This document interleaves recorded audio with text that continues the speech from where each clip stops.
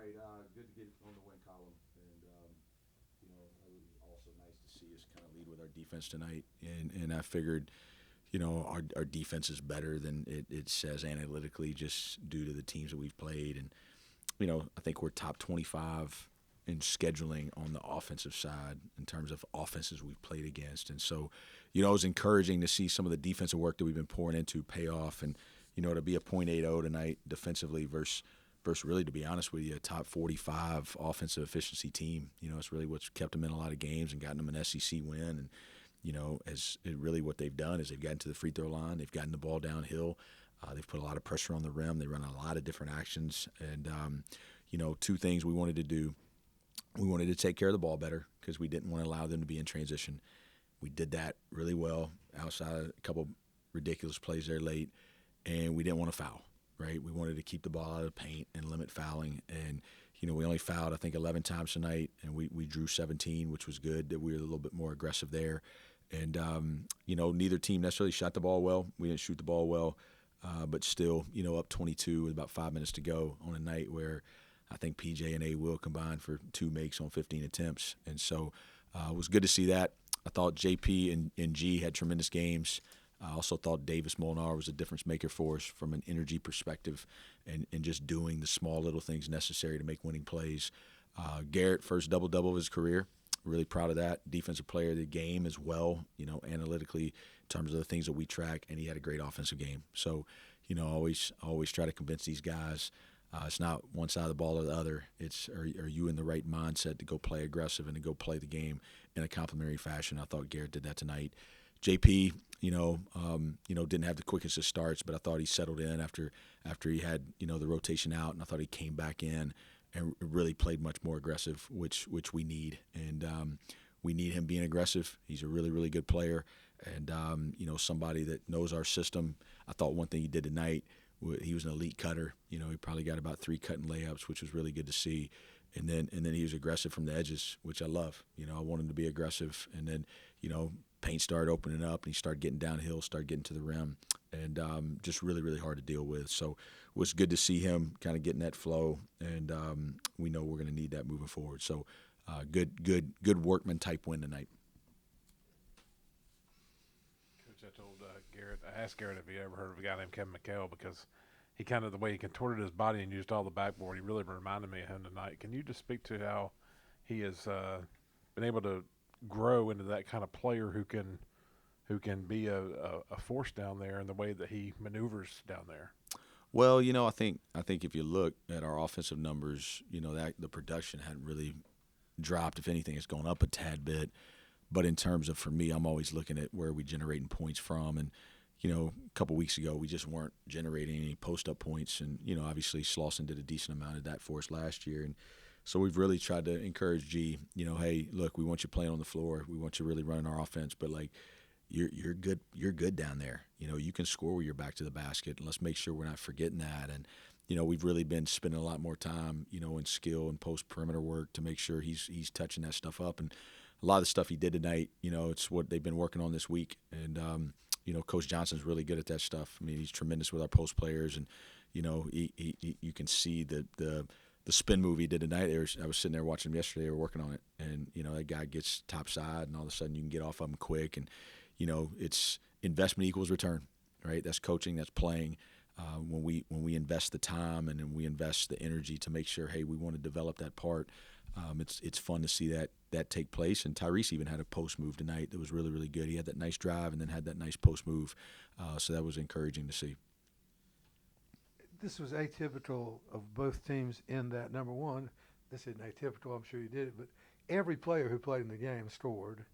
Secondly, both teams had 2 double-figure scores. But the thing is that Presbyterian has frequently scored 55 points in the paint, and they had 40 tonight. But it seems like to me that what was unusual was about your defense. You didn't force that many turnovers, but there were so many times that PC had difficulty beating the shot clock. Well, I thought we played with a little bit of a tighter floor, and we came out early and tried to be aggressive in ball screen coverages, and I just thought the hedging where it was aggressive, I thought it made the floor a little bit too porous, and I made a decision to just really, we start switching everything for a little bit, and then finally we just started going drop coverage with both guys just to keep the court tight. And I thought, again, going with the mission of the game, it's my experience, you go into games trying to stop 3 or 4 things is really tough. But, hey, look, if we can keep this ball out of the paint, then we're going to have some success. And, they're trying to get downhill. And we were able to keep those bigs, in a drop and try to make the rim a little bit harder to access. And so, therefore, they're moving it and they're reversing it. And maybe we didn't turn them over, but did we make them take a pull-up too, right? Did we make them take a contested shot at the basket? Did we make them take a quick three? And I thought, there's 2 defensive analytics that are really important. One is field goal percentage defense. That's always the number one indicator of how well you're playing defense. The second one is turnovers. And this team has not done a great job so far generating turnovers. So we better focus on field goal percentage defense, right? Like you can't not turn people over and let people shoot a high percentage. And so we've kind of shifted a little bit defensively. We want to be multiple in our coverages. We want to have versatility to do different things. But at the same time, for us right now, what we're seeing is keep this floor tight, keep the ball in front, and then let's try to make people take contested shots and see if they can score over us. I would say that, I don't know, this is just an observation on my part, but your offense demands a lot out of the high post. And so it's sort of like an RPO for, Slauson last year, now Garrett.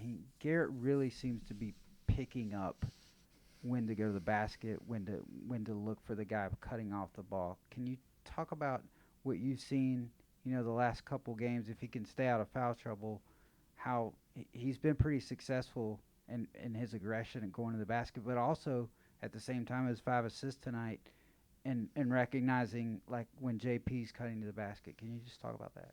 Yeah, Garrett's a complete player, and he's somebody that we really felt like could make a step offensively this year. And, give him his credit. Like, he's been working on it a ton. And, he's got the ability. It's the kind of post players I love. Like, can they be threats at all spots on the floor, right? Like you saw in the Tulane game, we started playing him in the short corner.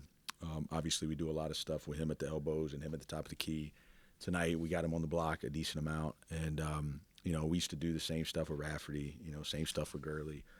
Same stuff with Slauson, right? Just moving those guys around and seeing how the defenses are playing, and then you can kind of pick the spots on the floor that you want to attack from. And really, look, Garrett's getting confident, and there's a couple things in this game that you can't really quantify, but they're impactful. And connectivity is one of those in terms of everybody fitting together.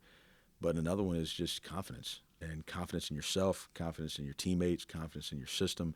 His confidence is growing, and you can see that, right? You can see the way he shot the ball tonight. Like you can see him just the plays that he's attempting to make. He looks a bit more for sure himself. But again, going about what we just talked about, right?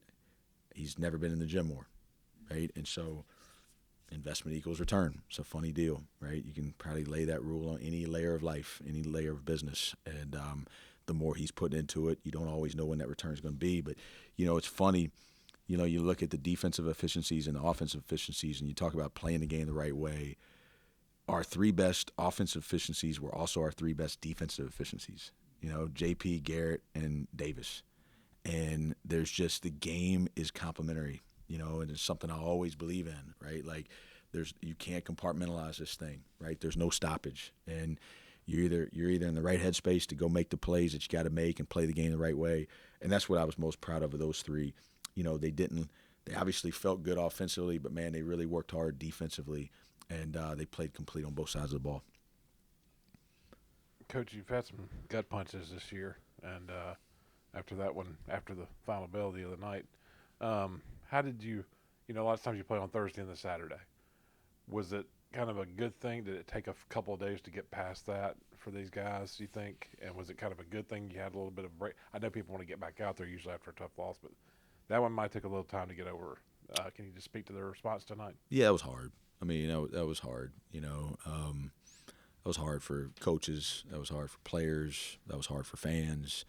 I think you couple it with the fact that kind of had 2 of them in 2 weeks, and but we just. I'll be honest. I don't mind.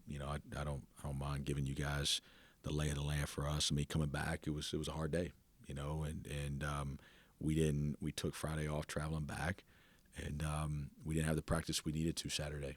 You know, the energy wasn't good. And, you know, from our leaders, you know, at the top. And it's something that I thought it was one of those situations where we had to address it and we had to deal with it. And, you know, I'll give our team credit. I thought they dealt with it really well. And I thought the next day we had one of our best practices of the year. And we had player accountability. We had good energy. We had life. We looked like, hey, like we got to move. We got to turn the page. And, you know, I think that kind of flowed into yesterday. We had a really good preparation day yesterday.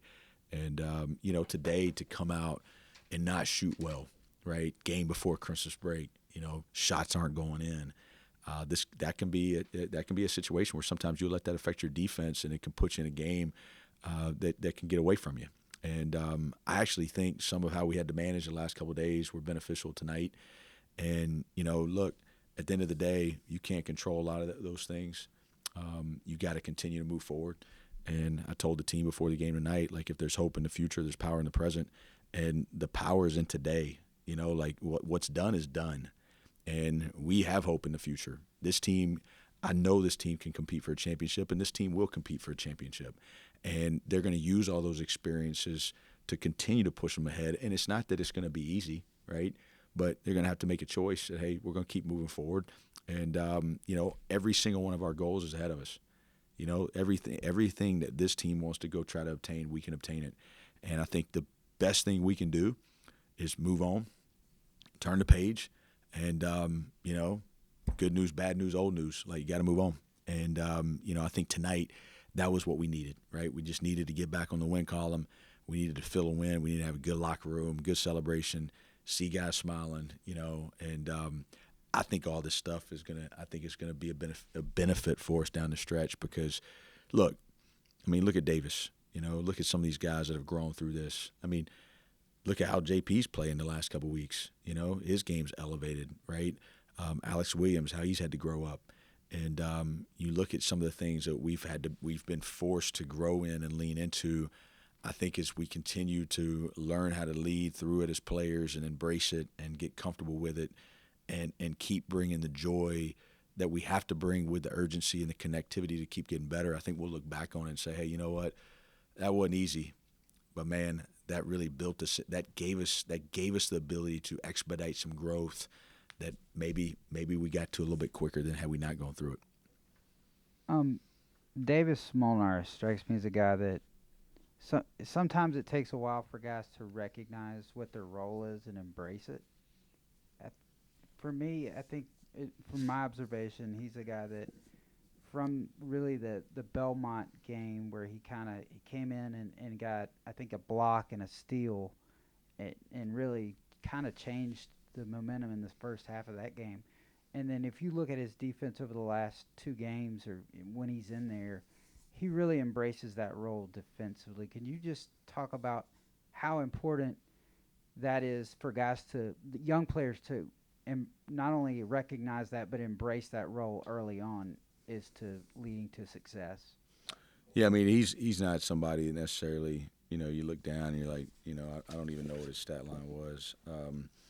22 minutes, 1 for 1 from the floor, 1 for 1 from the free throw line, 3 rebounds, you know, 1 assist, 0 turnovers, 0 steals, 0 blocks, plus 17, right?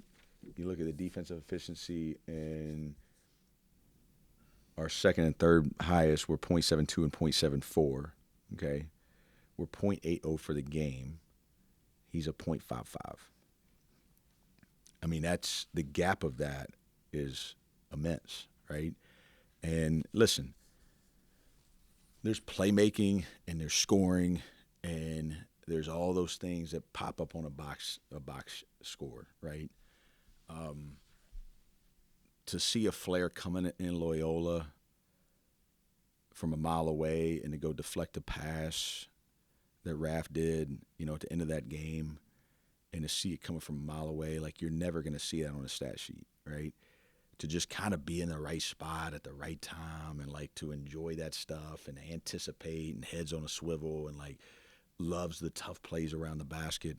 Like there's no categories for that stuff, you know, and he embraces all that. you know, and going, we talk about the collective adversity of what we've been through as a team. He's also dealt with some, you know, he's had to keep charging through, you know, like wanted a little bit bigger role early and had to work his way into it and, you know, getting more comfortable out there and, you know, he's getting rewarded for it. But, you know, I just think he's one of those guys where, like I said on the radio, and Andrew Brown and Matt Rafferty, like, you just don't, the intangibles are just off the charts. And, you know, so he's a guy, like, that's why we started him, you know, in the second half. It was just because, I mean, I think we got to halftime and the plus minus was just outrageous. You know, it was like, hey, probably need to put him out there. And that's the stuff that you can't quantify. You can't measure it. And give him his credit. You know, he's a fighter. And I appreciate the way he's going about it. I appreciate the teammate that he's been and, you know, the guts that he's played with. And, you know, I felt so horrible for him the other night and